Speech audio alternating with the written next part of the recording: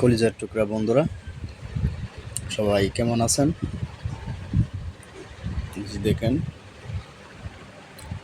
গরিবের খানা, জুম্মা নামাজ পড়া খানা খেতে বসি। সবারই দাওয়াত রইল, সবাই দাওয়াতটা গ্রহণ করেন।